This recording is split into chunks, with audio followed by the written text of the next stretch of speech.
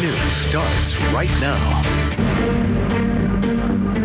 A Seattle neighborhood rocked awake by an ear-splitting sound. We could smell the gas before and we could hear it hissing, but at that moment I was thrown on the ground. Our own crew knocked over feet away when a building in Greenwood blew up, leveled by a natural gas explosion. The whole building just turned into matchsticks, and we're very lucky to have our lives.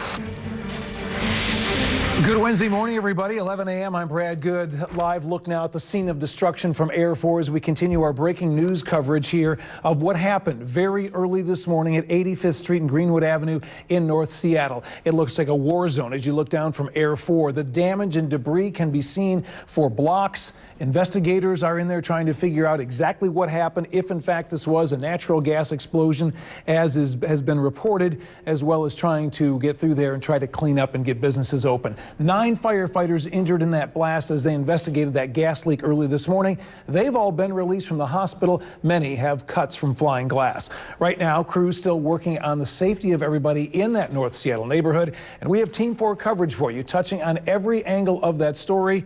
Let's begin with KOMO's Denise Whitaker with the latest on what exactly happened there early this morning. Denise? Well, you just heard our photographer John Prentice say we're lucky to have our lives. So true. When you look at all of this debris, the bricks, the wood, the nails, the pieces, the fixtures of the parts of the 3 businesses that just launched into the air early this morning. I mean, we were 10 feet away from the building. At that moment, the building exploded next to me. I saw firefighters in the alley just before that. KOMO News photographer John Prentice was on scene shooting video of firefighters responding to a natural gas leak when he became part of the story. The call for that leak came in at 1:04 a.m. An explosion rocked Greenwood Avenue North 39 minutes later. We could hear it hissing, but at that moment I was thrown on the ground and there was broken glass, and the cameraman who was next to me was saying, "Run! Run as fast as you can." John ran. A total of 9 firefighters, though, got caught up in the blast, unbelievably, all with minor injuries. Amazing when you see 3 businesses leveled: the Neptune Cafe, Mr. Euros, and Greenwood Quick Stop Grocery, which had ice cream freezers and other items blown across the street, debris up in the trees as if shot out of a cannon. We couldn't determine exactly where the gas leak was coming from. We called for additional help. That help came from Puget Sound Energy to shut off all gas. But to reach some of those gas pipes, they had to cut through the street 4 to 5 feet down. We've shut down those valves, we shut down the gas, then we'll be bringing in our leak survey crews. The bulb at the top of the pole each of those PSC crew members carries is GPS. Andy Wappler tells me that immediately marks any location where a leak is detected. These crews are now checking the entire neighborhood. And now I just talked with Andy Wappler. He says so far those survey crews have not found any additional leaks. Fire and utility crews are going to stay out here working. They'll be out here all day right now. The next step in the process is for state investigators to come out here on scene, inspect the pipeline, and investigate the exact cause of this explosion. Of course, they cannot do that until the fire department has completely secured the scene. Brad? Still a busy, active scene, Denise. Thanks.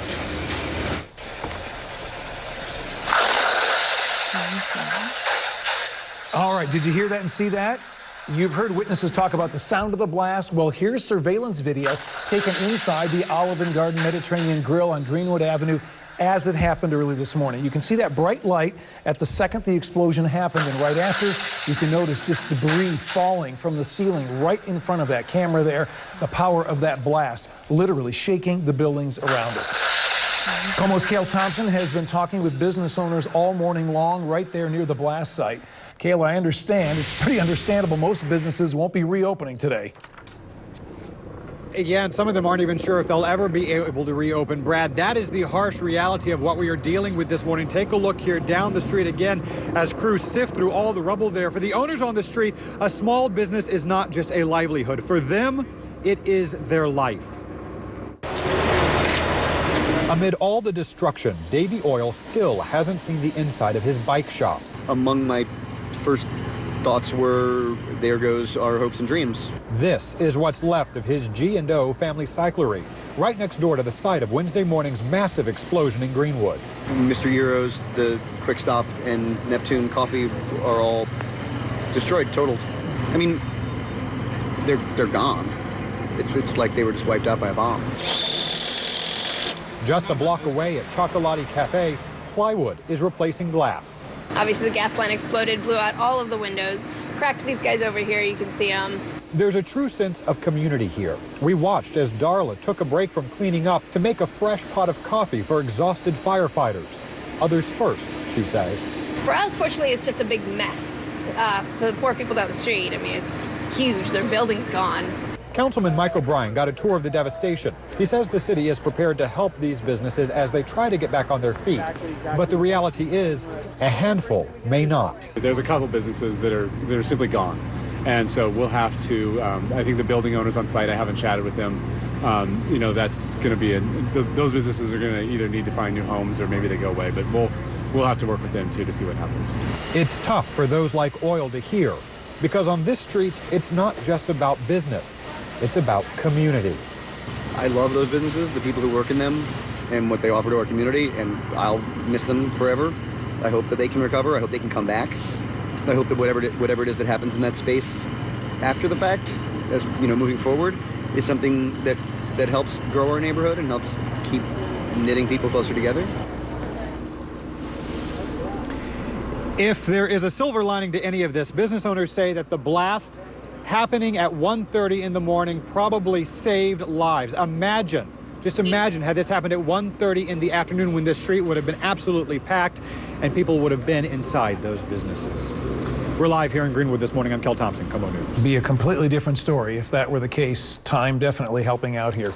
9 firefighters were treated at Harborview Medical Center after that explosion, including a battalion chief. All of them have since been released. Good news there. Our team coverage continues with Kristen Drew there. Kristen, what a relief. All those brave first responders are doing well considering all the damage. Brad, it really is remarkable that no one was seriously hurt today in that explosion. So many people were coming and going from Harborview this morning to check on the firefighters, including the chief. Our prayers were answered this morning, and we feel very blessed that our prayers were answered there. Blessed, relieved, and lucky. 3 words the Seattle fire chief is hearing a lot this morning after 9 firefighters were injured in the blast. I think it was hard for most to put it into words. It was just such a dynamic event that happened so fast. They feel lucky to be here to have that conversation this morning because this could have gone very differently. The firefighters were setting up a secure perimeter near 85th and Greenwood when the explosion happened. 8 firefighters and a battalion chief were taken to Harborview and treated for cuts and abrasions. Some didn't even have injuries, but were evaluated as a precaution because of the force of the blast. Some even knocked to the ground. Physically shaken, bruised, as you would be when a building explodes around you and debris is falling and the concussion from that. Emotionally, this is going to take a little bit to get through. This isn't something that that happens every day. And just a little while ago, I spoke with one of the firefighters who was injured in the explosion. He suffered a bruise under his eye, some scratches on his face. His hair was even singed. He told me his first reaction was the safety of his crew, but he seems to be in good spirits. He was even cracking some jokes out here. For now, we are live in Harborview. I'm Kristen Drew, KOMO News. Glad to hear you can laugh and joke about it now. They are truly brave men and women. The Greenwood community wasting no time showing their support for those affected by the blast. KOMO's Lee Stoll live with how a local school stopped class to teach kids an important lesson indeed, Lee.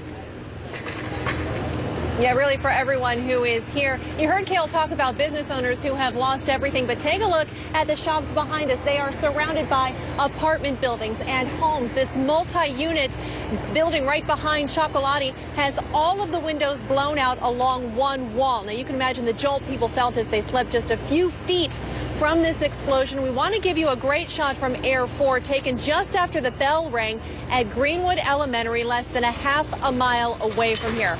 All of the kids spilled out into the yard and formed an enormous heart. We spoke to the teacher who came up with the idea. She says a friend texted her about the blast. She got to work and co-workers immediately thought this would be an important teaching moment for kids whose families shop at these damaged stores and even the coffee shops. We really love the businesses here and our first responders, and we want to teach the kids about showing community support in a time like this. And we also all feel like you need to do something when you feel something for your community that might be in shock right now, or people in pain. Now, we've seen a lot of people all morning long coming out with strollers, walking their dogs. They're on their bikes as if their morning routine always takes them through here, and today would be no different. I also just saw a GoFundMe page online and was watching it all morning long. It's been up for only about 3 hours or so. It's been set up for the people who have lost their jobs maybe for days, even weeks in this area. And so far, in just that short amount of time, more than 150 people have already pledged more than $6,000. In Greenwood, I'm Lee Stoll, KOMO News. I'm not surprised. Doesn't take long for that neighborhood to pull together, Lee. Thanks. The leak was first reported just after 1 o'clock this morning. Crews from Puget Sound Energy were also called in. The spokesperson for PSC, Andy Wappler, has important information for safety when it comes to natural gas. If you smell gas, don't touch the light switch, don't get on the phone, leave the building, and then call the fire department or call PSC. And we're sure thinking about those firefighters this morning. We respond together with them often. We're concerned about their safety. PSC crews also shut down all the gas valves in that area to make sure it is safe for the investigators to get in there after the blast.